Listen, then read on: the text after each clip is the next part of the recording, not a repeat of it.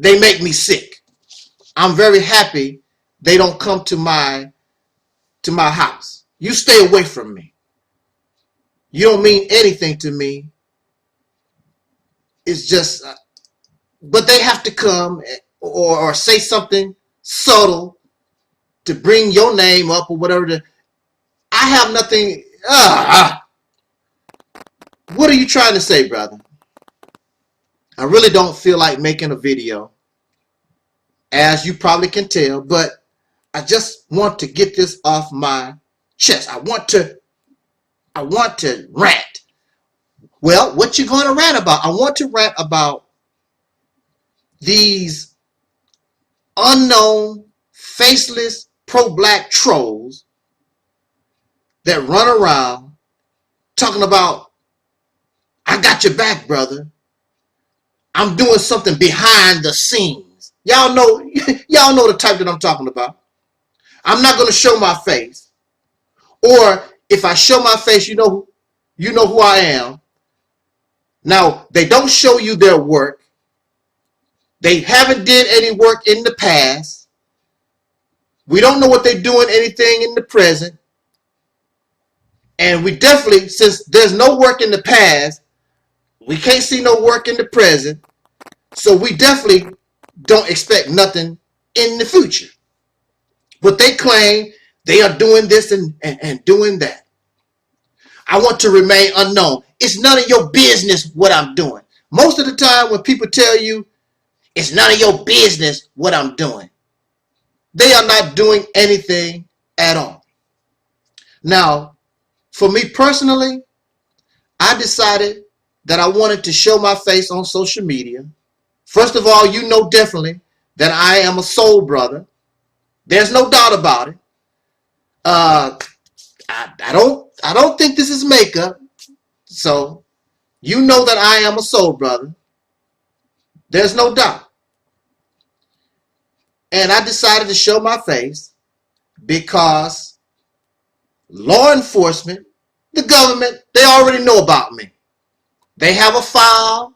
They have my picture. They have my fingerprints. They have my DNA. They know what I'm about. All that they know about me anyway. And I have no intent to change nothing because this is me. I have been concerned with the plight of these who are the descendants of slaves born in America, having dark skin, the people of soul. I have been concerned with our condition, our horrid, pitiful, pathetic condition ever since I was a little boy when I was first introduced to the teachings of the Nation of Islam as taught by the Most Honorable Elijah Muhammad. Way back when I was 7, 8 years old, I was always an avid reader. I could always read very well. And what I liked about the teachings of the Honorable Elijah Muhammad, even as being 7 or 8 years old, I could understand what the Messenger of Allah was teaching in his book, Message to the Black Man, Our Savior Has Arrived, The Fall of America, and all those books that was written by the time I was coming up in the world. So the government, law enforcement, they know who I am. They know what I'm about. So why sit around here and try to hide? They know about me. And also, see, I use my brain. I come up in a situation of incarceration, and I learn how to work the devil's system. I understand exactly what Malcolm said, by any means necessary. Any type of thing. In martial arts, you take anything. You can take a telephone handle, a broomstick, learn how to make a weapon out of it. That's my type of mentality. You don't understand that. Y'all don't know how to fight. When you're fighting the enemy, especially in martial arts, you throw a punch and you let the enemy know that's where you're going. You fake them out. You make them think that you're going to do this, but you turn around and do something else. Y'all don't know how to fight. Talk about bang on the beast, fight the white man, and y'all don't know how to fight. You have no idea. You know how girls used to fight? They just slinging out. That's how y'all fight. Just no kind of organization, no kind of strategy to fight. Just hollering and screaming and whatever. You don't holler and scream in martial arts just for the sake of hollering and screaming. You holler and scream in martial arts to fake out your opponents. You holler and scream in martial arts. That gives you more power in your punch. That's why you see it done in Native Americans. It gives you that spirit, I guess you could say, to fight. Y'all don't have that spirit. You don't have no fight. You don't know how to fight.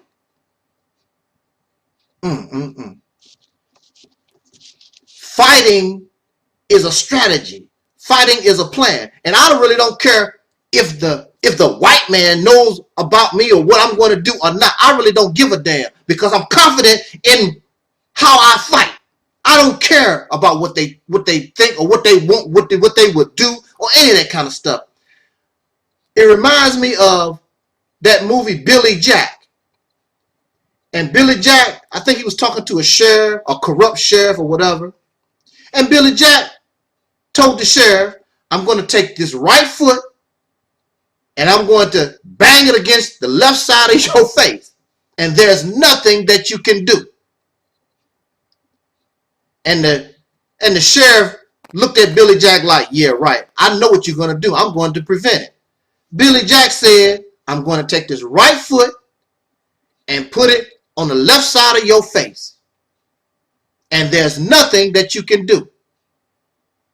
And Billy Jack took his right foot, put it on the left side of this guy's face, and there was nothing that he can do. When you know how to fight, when you're confident in yourself, I don't care what these crackers talking about. I don't care what your enemies talk about. When you know what you're doing, you have confidence in yourself. You can tell them what you're going to do. I'm going to punch you in your damn nose. There's nothing that they can do. Then it's done.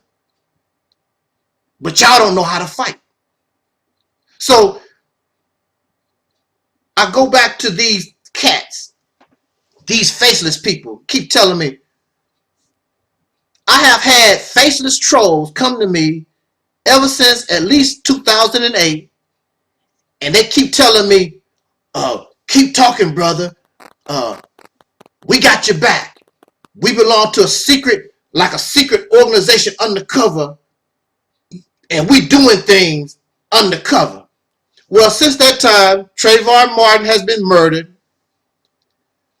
The little boy with the gun, murdered. How many of our people have been senselessly murdered, strangled, all kinds of stuff? Where are all these faces? Why is there no retribution? Why haven't you punished these people? You undercover, you doing stuff secretly. Why aren't you doing anything to show our enemies that there is some type of secret organization, some type of secret society? When you hurt black folks, y'all, there's a price to pay. They haven't done anything. So really, so don't come to me with that. I'm doing something secret. Don't tell the enemy what you're going. That's because you're not doing nothing anyway. Now I do understand there's a place for that. See, because I'm not going to go around and actually tell these suckers what I plan to do, when I'm going to do it, or anything like that.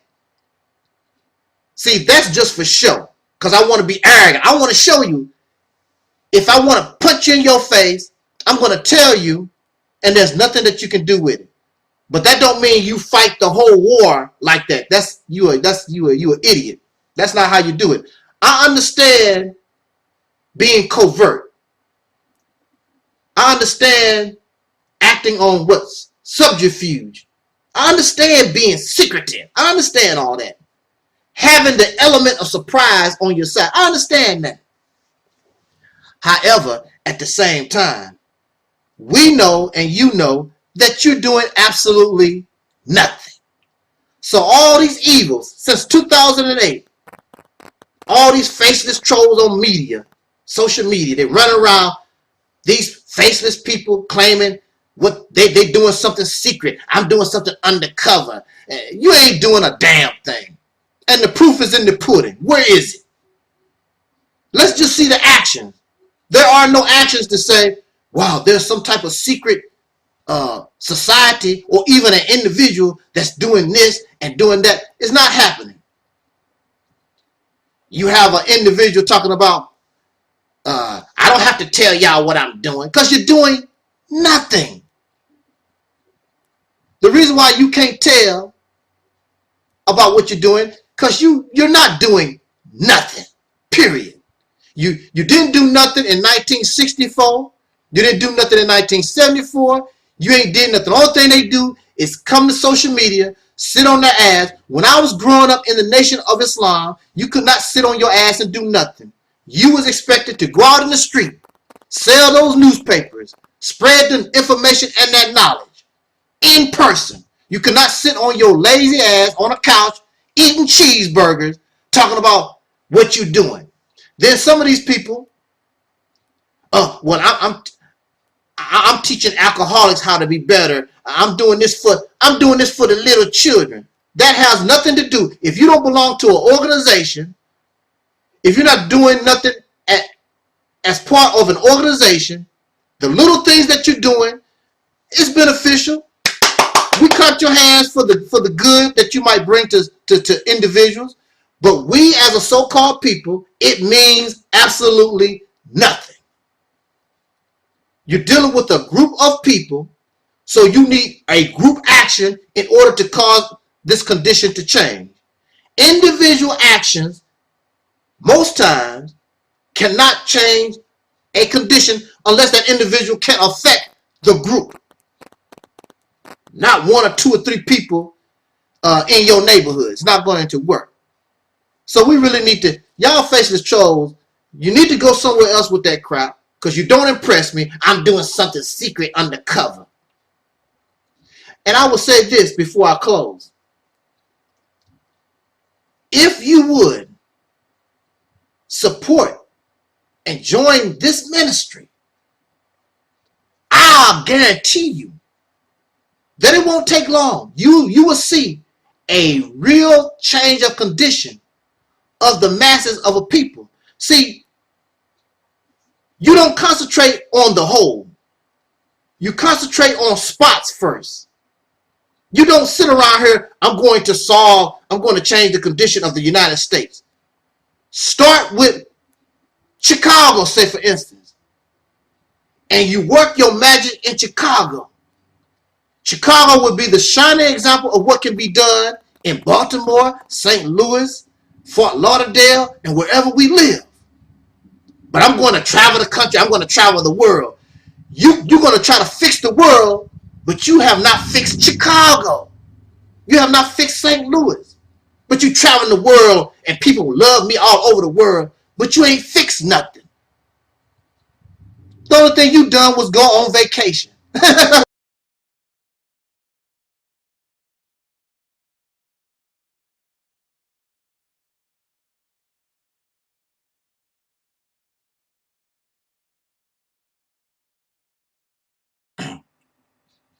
And the subject that I've chosen is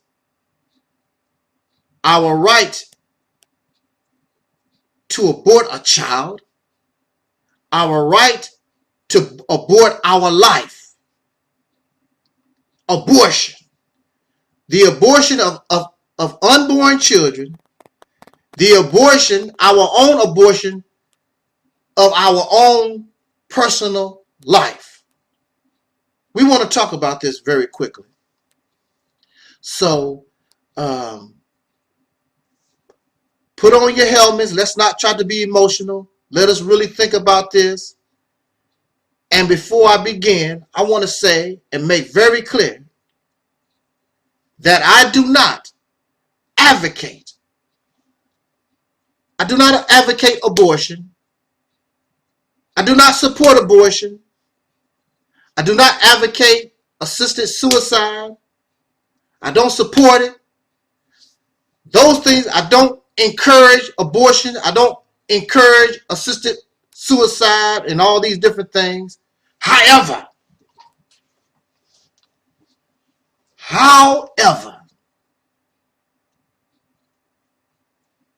I feel, and nobody outside of me has the right to tell me what to do if I'm a woman. Nobody has the right to tell me what I should and should not do with my body. This is my life. This is not yours. Who the hell are you? If I'm sick, or if I'm just sick of living, I'm tired of the foolishness of this supposed to be life.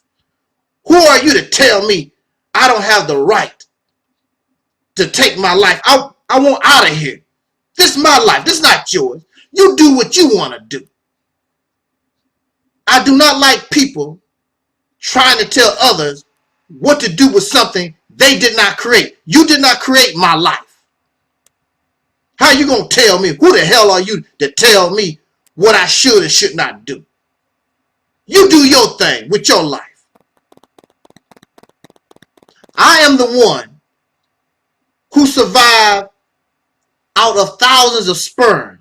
I was able to make it to the egg, and I began to evolve, and then I came into this world. Mind you, I did not ask to be here. Mind you, I had nothing to do with I did not look at this world and say, wow, I sure wish I could come into that life thing. I don't like being a sperm. I sure would like to meet an egg and come into. I had no choice. Next thing I know, I'm in this mess with you. And here you are trying to tell me what to do with my life. Now, of course, many of us have a religious background when it comes to abortion and assisted suicide.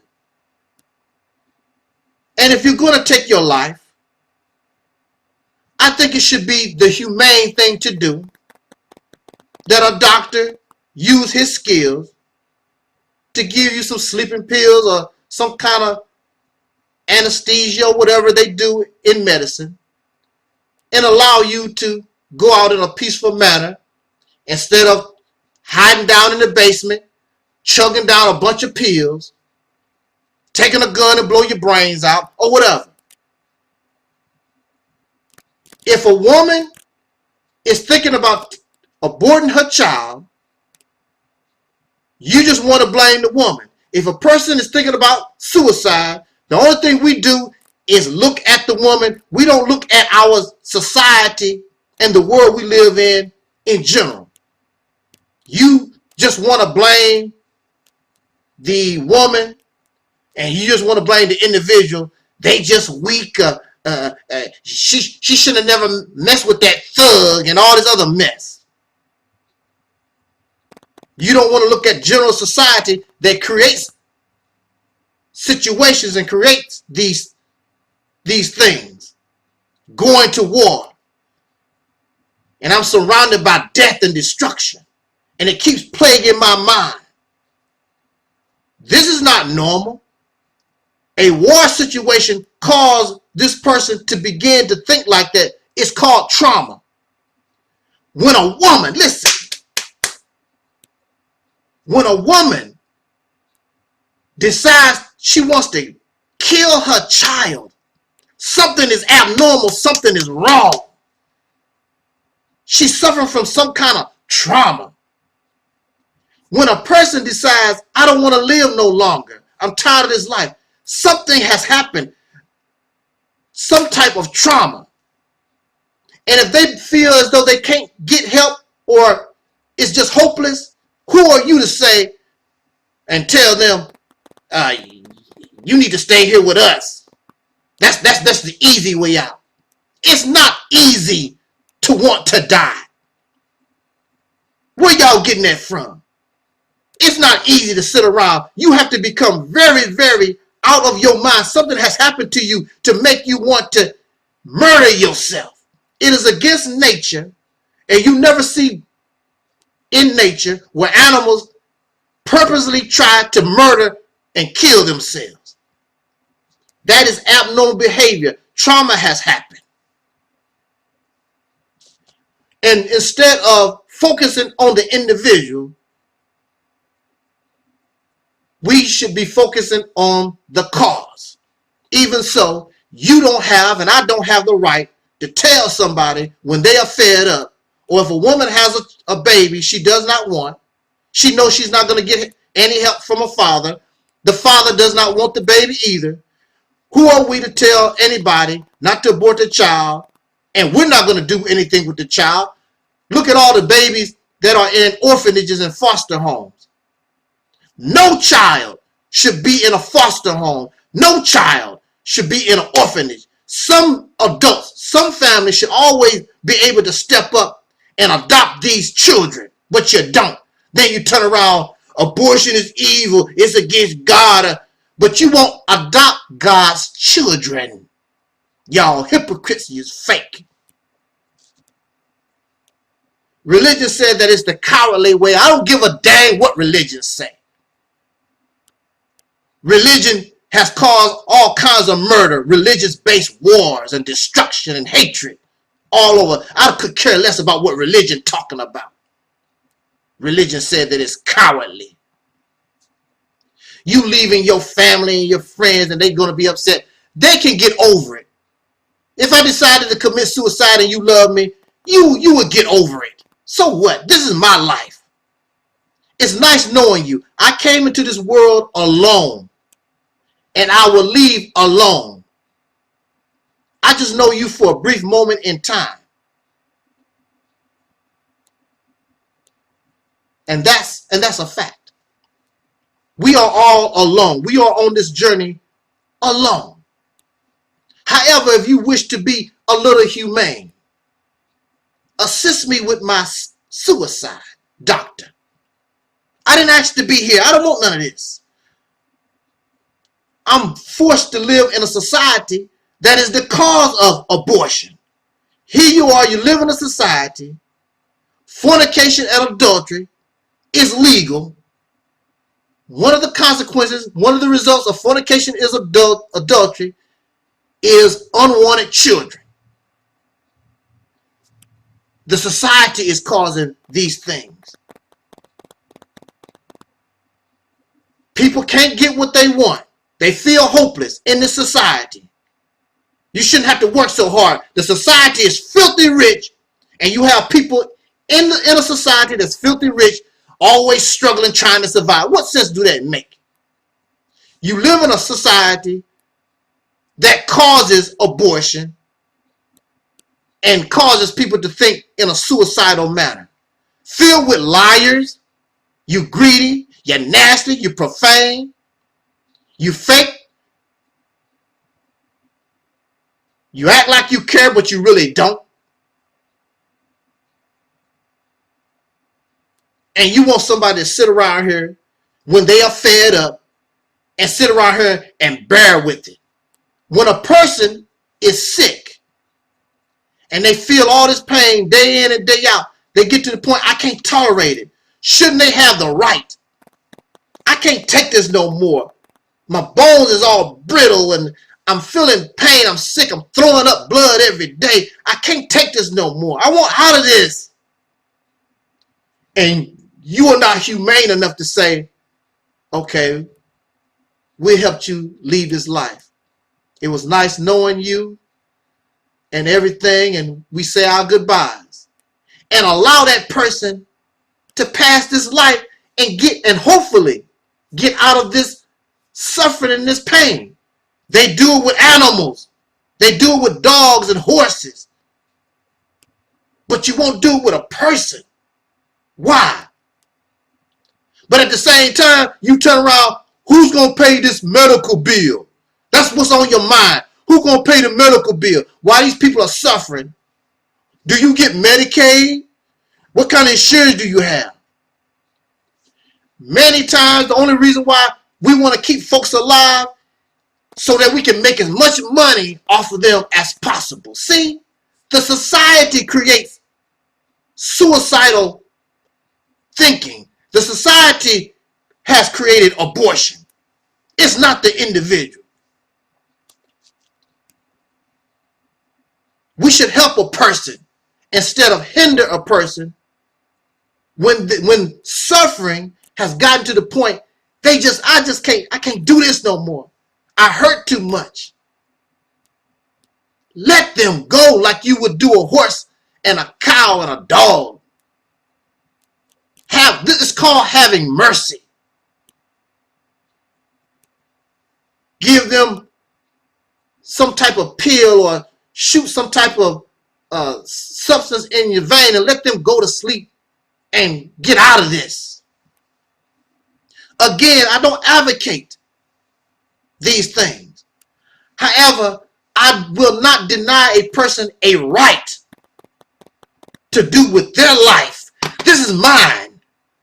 To do with your life what you feel you want to do. You have the right. The only right you should have is trying to talk somebody out of abortion, trying to talk somebody out of suicide. Then you must offer them something. And many of you, the only thing you do is talk. You don't offer something, an alternative. And when it comes to suffering and pain and I'm hurting every day, there is no alternative. I want out of this. People should be allowed assisted suicide, help to get out of this thing. And you claim many of them are going to heaven. There's an afterlife. So why are you keeping people here when clearly it's time for us to go?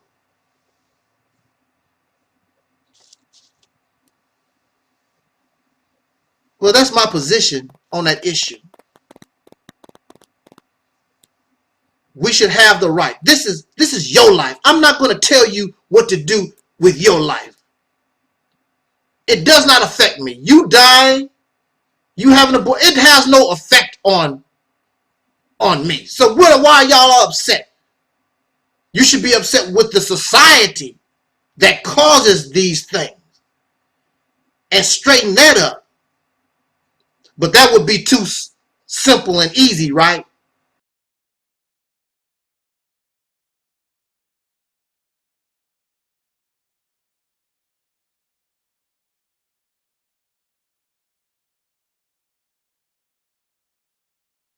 This is why this is a rant video. Because I get sick of talking. But also when we talk about, well, we need to take actions. We need to provide real solutions. The problem is actions take too much work. We really don't want to do the work. And we really don't accept and want anything to do with real solutions, because real solutions and real work interferes with our being comfortable in our oppression. We just like to complain. That's all you see all over YouTube. It's nothing but Negroes and their complaint. Because really, that's their way of tolerating the oppression that they know exists, but they really don't want to do nothing about it. But when they complain, when they watch a video, when they talk about it, it makes them feel as though they have done something to try to change the condition, when in fact you have done absolutely nothing. This is why the car is still at point A when it should be at point B. It has not moved at all. You refuse to move. And the reason why you refuse to move is because you're comfortable in your feeling good. Some of y'all do drugs, you smoke weed, you drink alcohol, you snort cocaine. That's your way of feeling good. Some of you get high on the Black Scholarship, these teachings. The next video by Louis Farrakhan, the next video by the House of Consciousness, Sarah Seti Polite. You waiting on that. That's how you get your high. You become a drug addict. And drug addicts have never done anything to change a condition or move the world. A drug addict is sick. They are suffering from a self inflicted disorder. What we want to talk about real quick is basically I'm asking the question, do you want to be just a comfortable slave, or do you want true liberation? Do you absolutely for real want to be free of your oppressor? Make up your mind. Don't be ashamed. If you are a comfortable Negro, if I was a comfortable Negro, I would just tell you, say, look, man, I live pretty decent. Got 2 houses, got a car, got a degree on the wall. I'm doing pretty fine. You know, the white man is bad, but I can deal with it. No big deal. I wish y'all the best of luck in your black power stuff, but I'm a comfortable Negro, and I'm satisfied with that. So just admit it. Don't sit around here, black power family. And if you want a white woman, just say, look, I want me a white woman. Don't sit around here, black power family and all this stuff, and you really are comfortable in your oppression. You actually are happy living this way. Because if you wasn't happy, if you was really dissatisfied, you would change this condition. It's simple as that. But you're not really trying to change your condition because you're actually satisfied and comfortable in your oppression. Do you want to be a comfortable Negro, or do you want to be liberated for real? This is what I represent, but I don't get the support. So don't blame me. You want to be comfortable Negro. You can't accept your reality. You can't accept the real truths. And until you accept reality, until you accept real truth, you're going to remain in your fantasy, delusional, comfortable Negro slave condition. That's just the bottom line. And you can holler and scream at me all you want to, and you can complain. But when you wake up in the morning, that's all that you are, a comfortable Negro. And you can holler black power, black conscience. I'm a Pan-Africanist. I'm a Pan-Africanist. You can be a pan, whatever the hell you want to. You're a Pan-Africanist, comfortable Negro slave. That's all that you are. So we have this feel-good concept of saving the black boys. It feels good. What is the benefit? Is there really a benefit? Here you are wasting your time, wasting your resources for something that's going to give very little benefit, unless, of course, you are the author, you are the creator of the movement that's trying to save the black boys. You know, you can go all over the world and you live comfortable and people praising you. It's good for you. But when it's all said and done, this is not going to do nothing for us as a so-called people. It's not. In fact, instead of trying to save the black boys, you should be concerned with saving all the children and not be prejudiced and biased to none of our babies. I have a relative, a small child, female, in my family. And she's on the verge of being put in the psycho stuff, being diagnosed ADHD and all that psycho garbage. Dr. Umar Johnson is familiar. He knows what the deal is. Because, see, she is so hyped. And it's not the fact that she's crazy or whatever. Her mind is racing. She needs something. She needs something that can tame her mind. She's curious. She's active. She's physical. And the education that she's getting is not able to do that. So she's crazy. She's out of control. So the first thing we want to do is tranquilize the children. I agree with a lot of what Dr. Umar Johnson talks about. Sure do. Dr. Umar Johnson talks about it. I guess he has a certain amount of education in it, but I also lived it. So I'm not telling you things from what I read or whatever. I'm telling you because I live the psycho insane world. I lived it. So they want to make my little relative crazy, just like the boys you want to save. So why don't we save the children?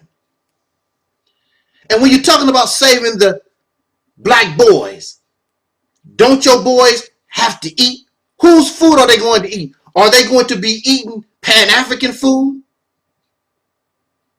The boys have to be in housing. Who's going to build the house? Who's going to maintain the house? Africans? Pan-Africanists? They have to be clothed, wear clothes. Are they wearing the clothes of the Africans or the black folks or whatever?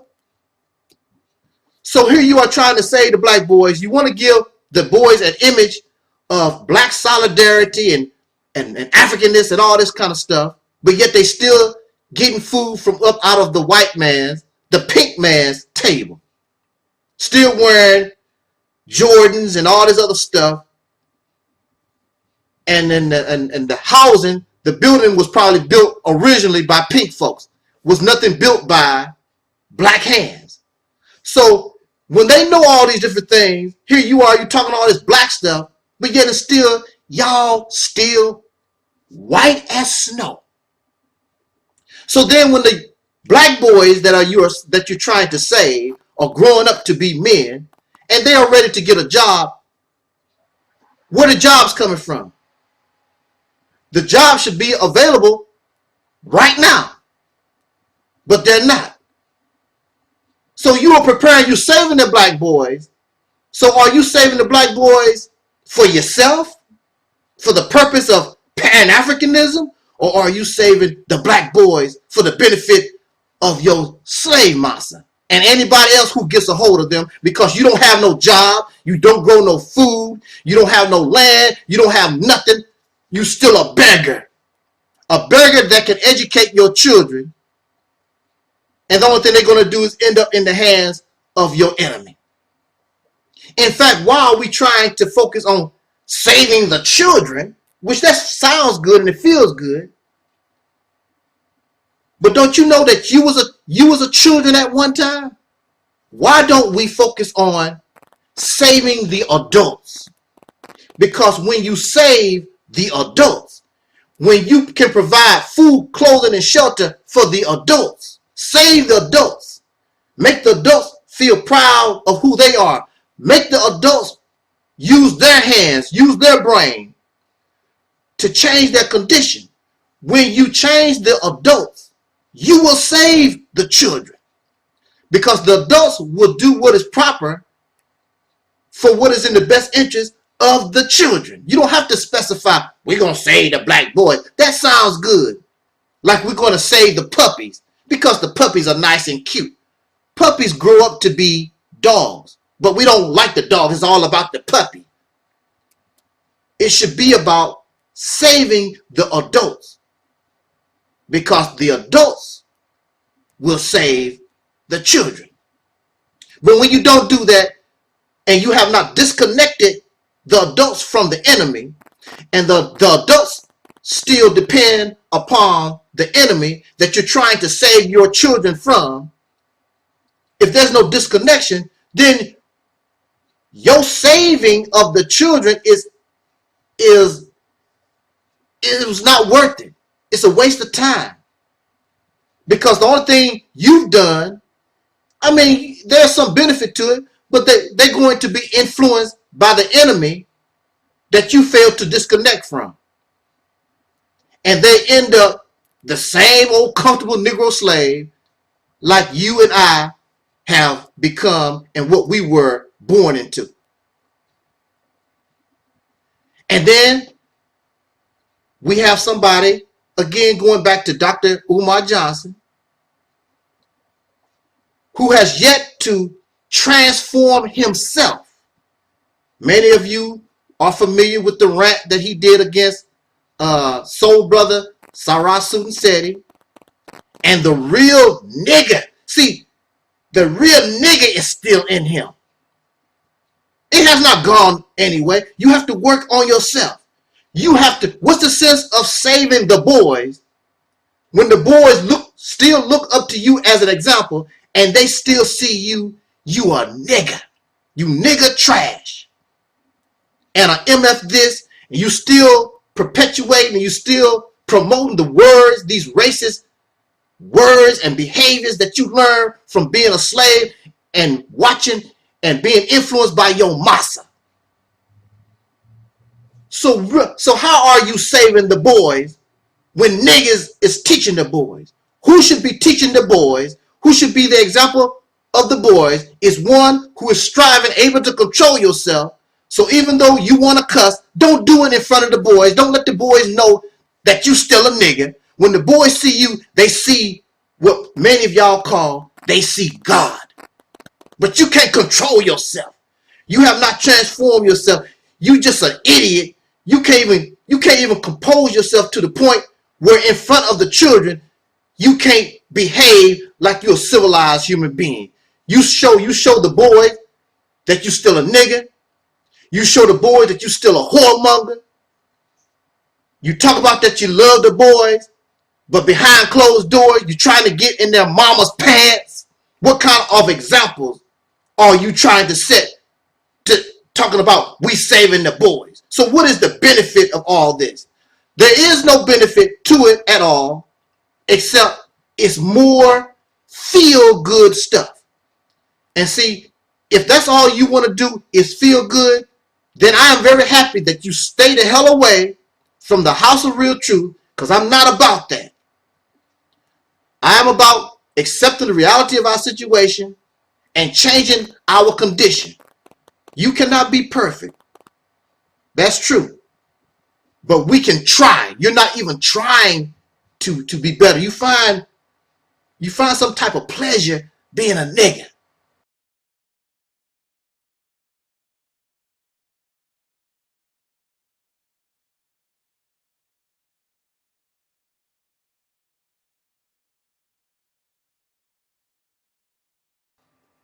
Me.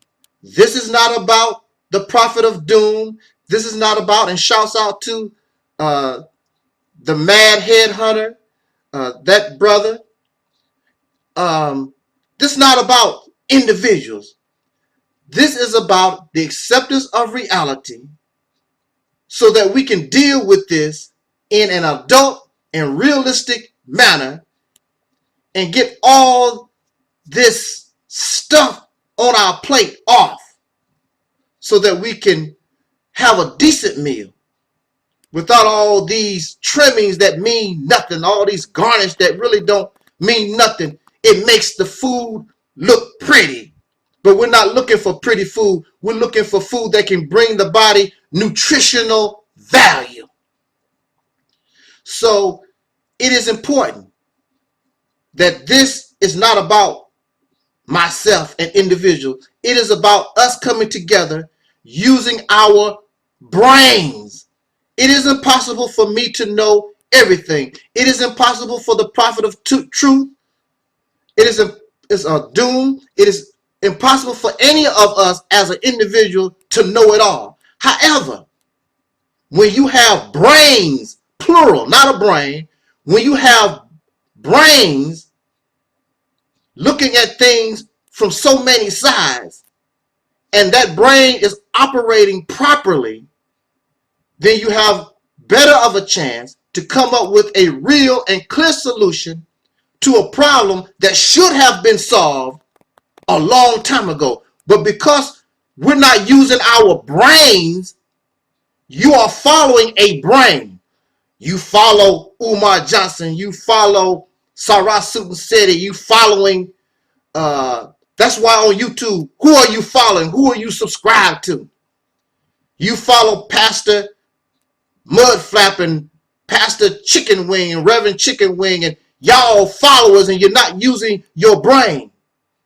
This is a problem that needs brains power, plural. I do not know it all. I never say I know it all. I would be a liar to you to tell you I know it all. However, I can sincerely and honestly come to you and say, I know the foundation, I know the base of where our thinking should be coming from so that we can solve this problem once and for all so that our future generations, our babies, can live and walk the path much better than ourselves. And perhaps we can go down in history and be looked upon by them as the greatest generation that was ever produced because we learned how to use our brains, plural. So I thank the heavens, I thank the universe for the existence of the brother Prophet of Doom and the mad headhunter. I think I'm saying that right, and so many others. We should really be joined together, just like those who are guiding our people in a wrong direction. We who bring reality should be joined together and come up as a team and unite and bring what we have to the table so that the people can see real light, a true sun, not a night light, not a headlight, but the actual sun that brings light and life to this planet. And without that sun, there will be no life. We bring reality. We are the true givers of life. Now, with that said, let's talk about, is civilization good or bad? This talk is inspired again by my brother, Prophet of Doom. I always give credit where credit is due. Always. People talk about I plagiarize and I steal this and that. That's a lie. I have no problem. I love when I quote from the Bible, I say it come from the Bible. When I talk about something from the Quran, or Umar Johnson said this, or I got this from Sarah Seti, or Don Cornelius, whoever. I have no problem with that. It's a beautiful thing to me. I love information. I love when people are telling the truth, telling something that makes sense, regardless to the vessel. I'm not interested in the vessel. What I am interested in is the truth. You should not be interested in whether you like me or not. You should be interested in, does what I am bringing, does what Prophet of Doom, is it making sense? And you really can't say if it makes sense or not if you have not tried it. One thing for sure, everything else that you have tried has failed. It failed in the past. It continues to fail. You look insane trying to put a square peg in a round hole. With that said, I have about 9 minutes left. Let me see if I can go through this very quickly and raise some questions, and let's talk about this. Civilization. What are you saying? First part of the word, civil. Do we understand what civil means? Look it up. We don't have time to really explain what civil means, but cordial, respectful. We're civil, non-violent, civil. Civilization or nation. What you're talking about is a civil nation, civilization. Now, the thing about a civilization, for those of you who study history, and to my knowledge, you can always correct me, but to my knowledge, to what I have heard and from what I have studied, that which is called a civilization was not born out of civility. It was born out of violence. That's how civilizations come. That's how nations are formed. I don't know any nation in history that was not a great nation. A great nation we're talking about. We're talking about great civilizations. Great civilizations were never established in a civil manner. It was always by some type of violence.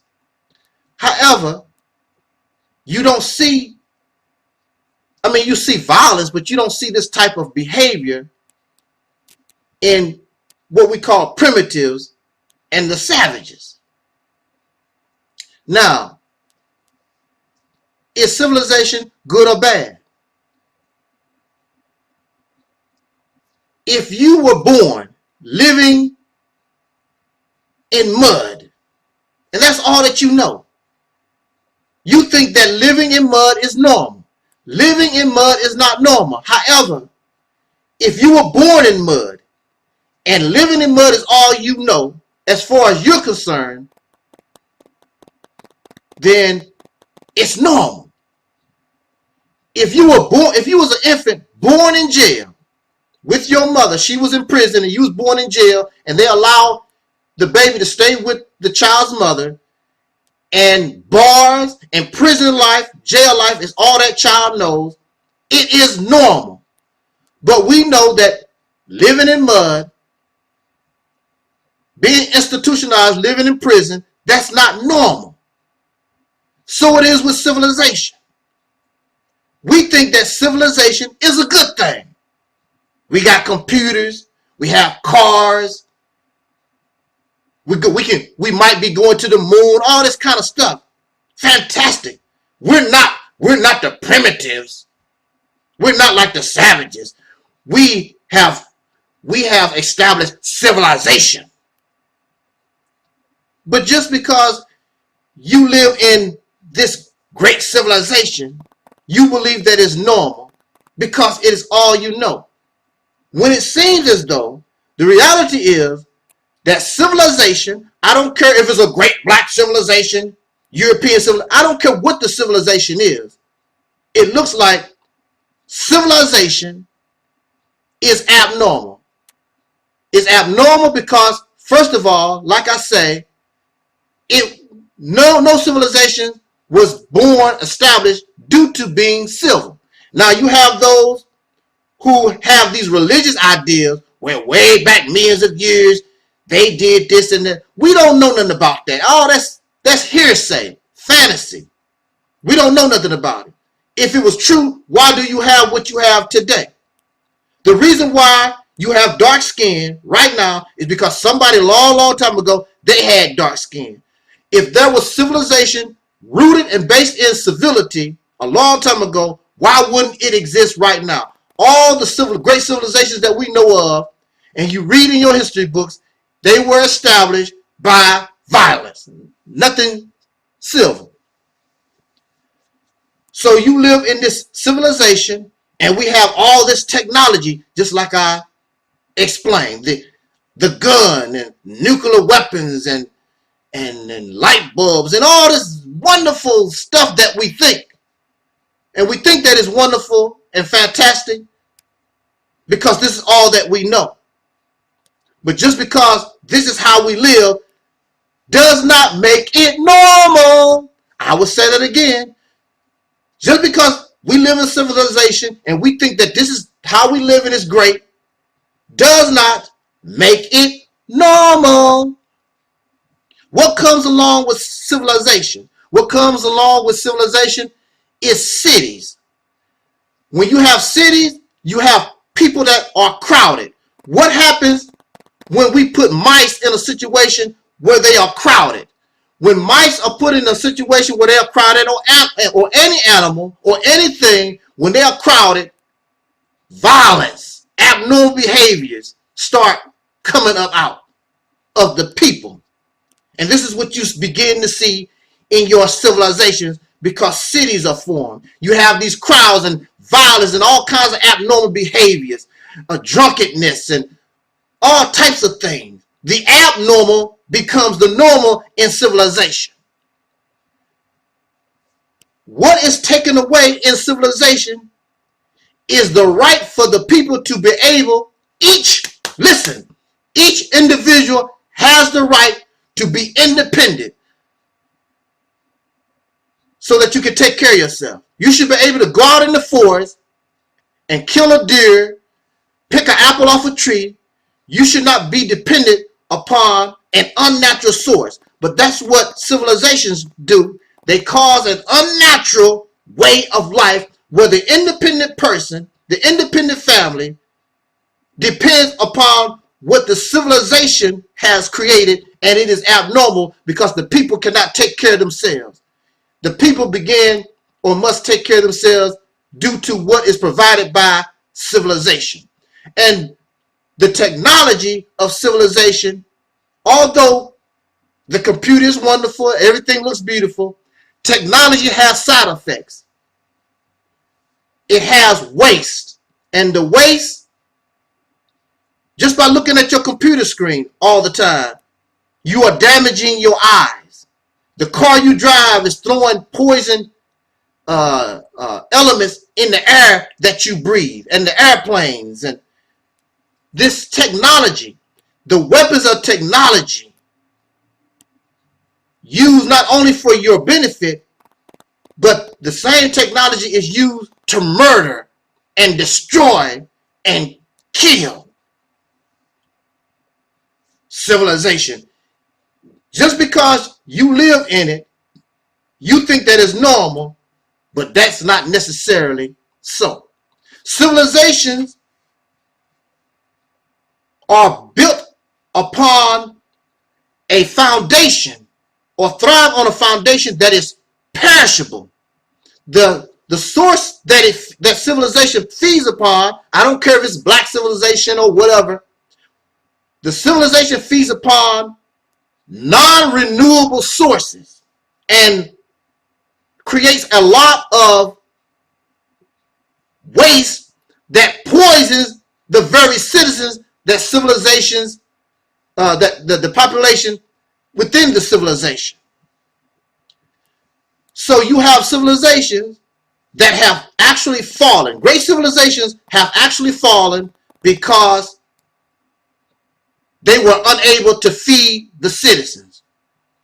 Then you have civilizations that is just conquered by greater civilizations, but they are all still based on the same premise.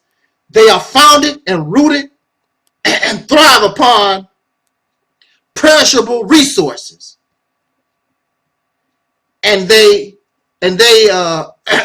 cause poisonous waste. However, and civilizations, they come and they go due to these facts. However, you have people right now who are savages, who are primitives. Many of them have remained unchanged for thousands, if not millions of years. But your great civilizations, they come and they go. Within those who live in civilizations who have this type of mindset, they believe that there's a never-ending